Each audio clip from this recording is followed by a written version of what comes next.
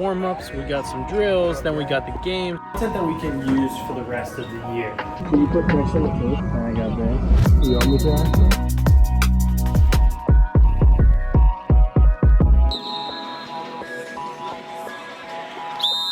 Day one of the shoot. Today we are shooting a girls' camp.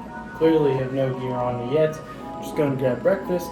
Start the day with a quick morning run. Today we're going to spend both kind of just hanging out because camp isn't until 6 o'clock, I believe, tonight. Might be 5 o'clock, so I'll double check on that. And this camp is designed to give us what we call evergreen content. So whenever we say that, it's content that we can use for the rest of the year. So this example, like when I put the ESPN logo on a face mask, something like that. Things that we can reproduce in every city to promote that city. We're going to be brainstorming what we can do and then execute that for girls, middle school, and high school. But first, gotta go grab breakfast. What up, gang? This is very wild. Back at the hotel, and I have to do some other work right now. To be honest, I have these edits that are just the most basic edits you've ever seen. They're for a clothing brand, and it's very much just to show the clothing. So it's for a website edit, things like that, but I have to do like 40 of them. So I need to crank on those right now. We don't have any Under Armour work until later in the day, and then my buddy Manny's going to come down a little bit, and whenever he comes down, we're going to brainstorm the documentaries that we're going to be making, kind of similar to the ones that you saw a few weeks ago, but they're for this year, and they'll have a quicker turnaround. They'll come out sooner, and last year was like a prove it deal, and now we actually got the okay to do them. So we're going to brainstorm what exactly we're going to do on top of brainstorm what we're going to film this weekend, since we're not doing a documentary this weekend.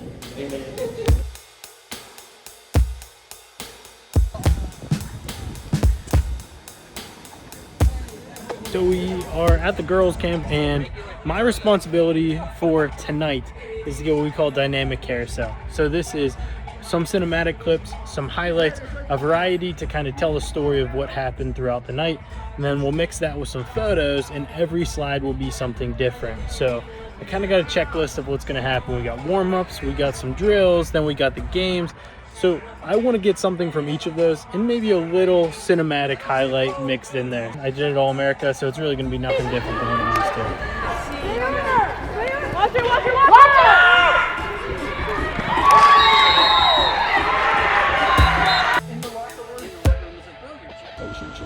Good morning, we are back and we are here for the middle school camp. It was an early morning today. You can even see the sunrise still kind of coming up in the background. Today, my responsibility is to get shots that feel relevant throughout the entire camp series. So don't scream Atlanta, something where I can 3D track some text. So I'm gonna get a push-in shot on the gimbal and we can change the text of whatever city we're at. Another thing I might get is like, I might 3D track a nameplate and we can put the city on the back of somebody's jersey, something along those lines. My responsibility, like I said earlier, was to get some creative shots, but actually that's tomorrow.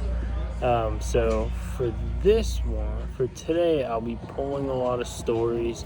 I'm gonna make a middle school camp folder. And then the SD cards dump slower than the CF Express, so I always try and get that one going first, even before I open up a project file or anything. We'll open up the same project that I had from the girls stuff yesterday, because then it allows me to still use the same color preset. We're in the same space, so it makes it easy. Make a couple sequences. I have my preset sequence for 4K vertical. We'll go middle school -1. I'll copy that. I'll make that. Then we'll go -2, -3. We'll do 4 stories right now, I think. Dump 1, middle school. That'll allow me to keep everything organized whenever I'm actually in Premiere. Import it, and now we find the clip. First thing I'm thinking is we need an intro clip. So I got some cool warm-up ones on the gimbal right here. So start there and then go to there. Keep the audio in and everything. We want it to be raw. Obviously fill out the frame, and then I'm gonna grab the colors from what I did yesterday.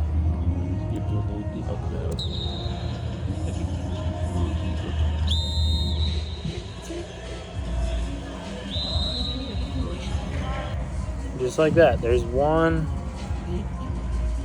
Now let's find the second one. Similar clip, but you know, it doesn't take much for me to pull these, to be honest. So I'm just gonna do the same thing. Watch it through, of course.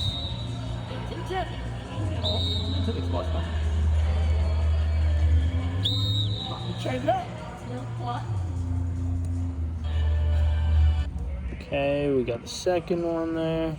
So all I'm doing here is a simple speed ramp. Trying to create some kind of variety. We got the real-time ones, and now we got some speed ramping just to make the different stories, just to make them different. Yeah, let's see. Oh, that's tough. I think that might be the same kid, no? It is the same thing. Oh yeah, my bad. I didn't realize that. Doesn't really matter, I guess. Oh, that's cool.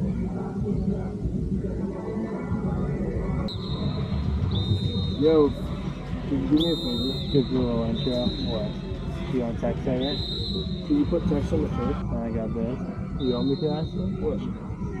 Yeah. I gotta fire this back up and teach the people.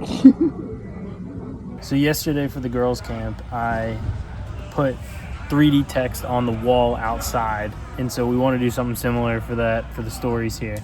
Okay, so now we're in After Effects, and I'm gonna import the clip that I just exported. We don't need a raw clip or anything to pull this off. It actually makes it easier whenever it's already exported. I'm gonna right click, new composition from selection, and then you go to the right down to tracker, track camera. Now to make our lives really easy, if it can just get this here. Sometimes it doesn't get it in the first go, you gotta play with the settings. But I think this clip should be dynamic enough where it should work. Think it's gonna get it? Track piece? No. It's been working less and less recently. Sometimes it just like does not work how you want it to work. The stabilized motion, where you like the beats effect, Yeah. it hasn't worked at all for me recently. It's driving me nuts. Oh, I got it. All right. So should I? Where do you want it? Probably pretty early. Probably. Yeah. I can Probably put it before here. Coxie. Before Cox. All right. So since we're putting logo and text, we'll go solid from camera to give us the orange square. You're gonna pre-compose that. Double click. Now delete the orange. Since I did this yesterday, I can just go ahead and grab exactly what I had in the square from yesterday, paste that, make sure it goes over the whole composition. Oh, my sizing is all kind of messed up. What do you want it to say? Middle school camp, middle school football, Middle school boys. boys camp, ATL. Yeah. Middle school boys camp ATL. So for me, I want this logo to be a little bit smaller. So just like that, I feel like those work well together. Now let's go back and you see it. So the scale's gonna be all messed up. You always gotta mess with it because it just tracks it to the ground. Like I don't feel like this is totally on the ground, so I'm gonna rotate it a little bit, nothing too much, but just so it looks like it's on the ground a little more. See, I think we are going to do a little rotoscope after this. Change the blending mode to overlay, blends it a little more so it looks like it was actually there. Okay, so now what we're going to do is we are going to make another composition from that original clip.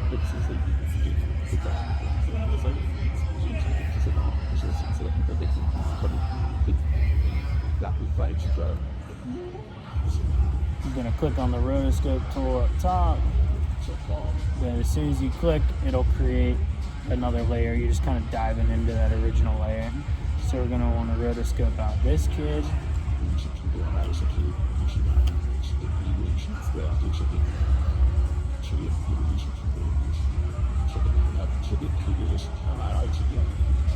And to be totally transparent, this is for a story, so I'm not going to kill myself over trying to make it perfect. But I know I'm gonna have to rotoscope out this kid, and then see the next player, which it actually looks like it's doing a good job already for me. And then also the coach, Coach Cox.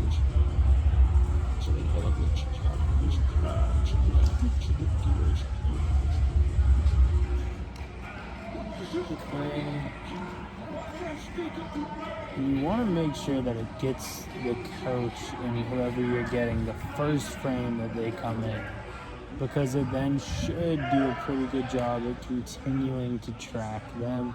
You want to make sure you monitor it though, go frame by frame, do the due diligence that you need to go through and make sure it's doing its job properly. But yeah, like you see, once it recognizes him in frame, it should continue to track them. Last thing I'm going to do, I'm going to toggle on the motion blur, sells the effect a little bit more. Then you're going to click freeze and just wait patiently for it to be done. This will take a little bit, to be honest. It just has to go frame by frame and actually track it and grab the subject out of each frame. So as I was just watching it go through, I noticed that that second player, it didn't grab as he was coming in the frame, so I had to stop it, unfreeze it, and go and fix that mask. Not a ton of work, but it's just the little things that I feel like you should do just to actually sell the effect and make it look legit. Because the best case scenario is that I make it look like it was actually on the field, and to do that I have to put it behind every part of the players, I have to put it blended to the turf behind the coach, all that different stuff, and it doesn't take that much extra work. Alright, so now I'm going to go back to the composition. You're going to copy that, take it to the middle school one, paste it. You're going to paste it on top of everything. So now whenever you watch the video, see, yep, see it's behind the player's head. Then you go over behind coach's feet.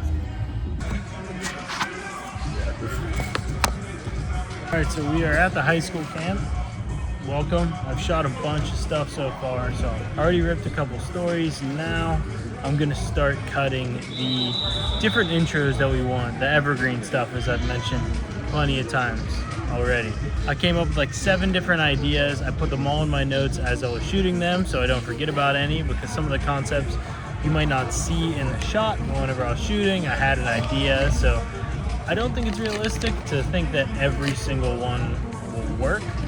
But I do think that we'll have some great different options and a good amount of variety so that we can make a bunch of different options and use different ones for different camps instead of the same clip over and over and over again. So it's like this. You see this one on Instagram, it's a little carousel.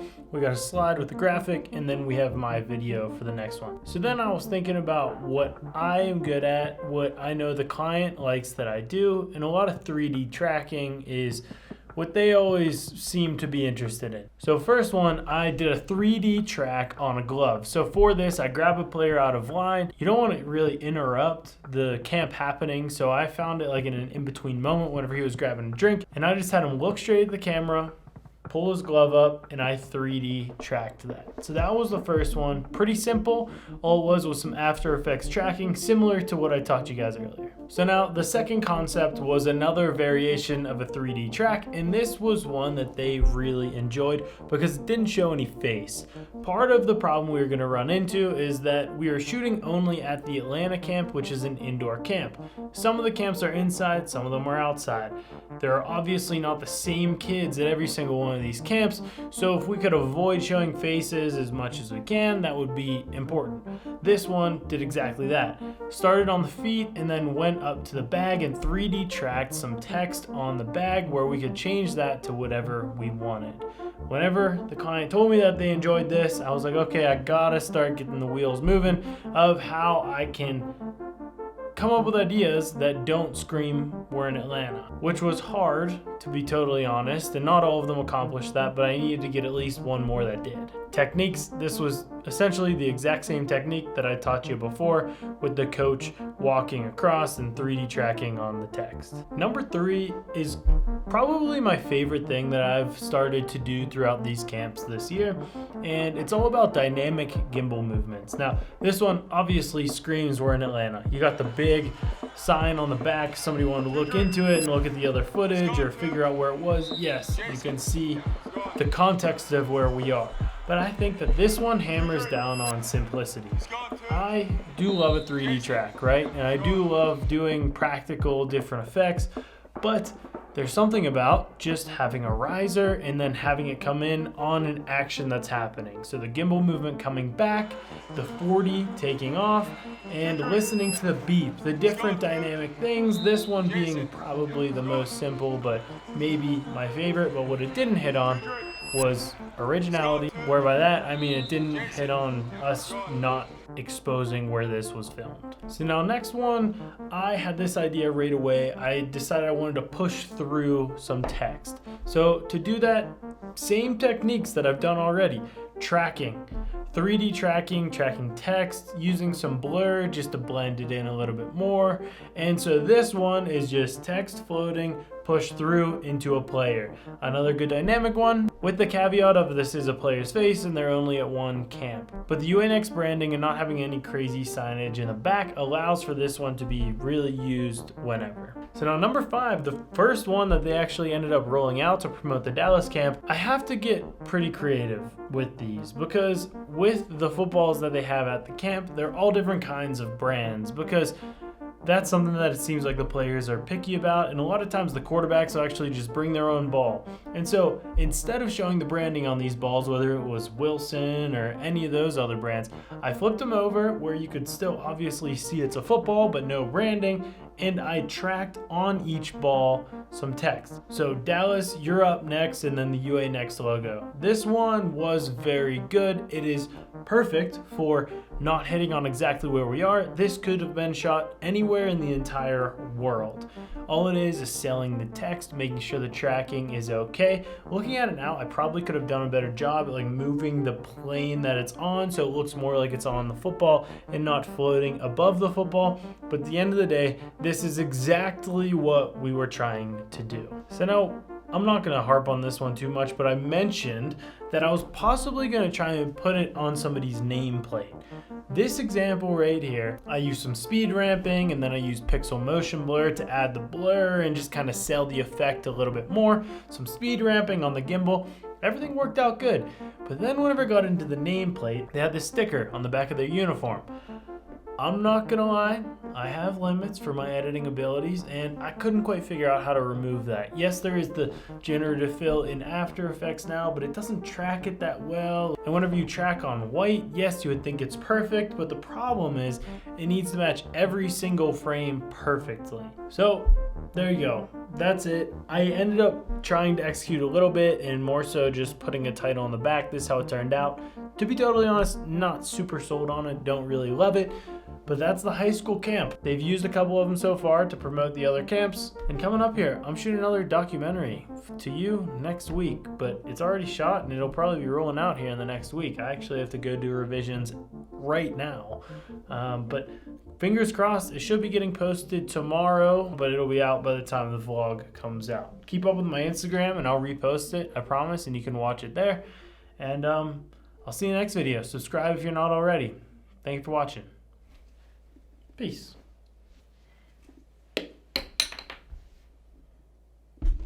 All right, goodbye.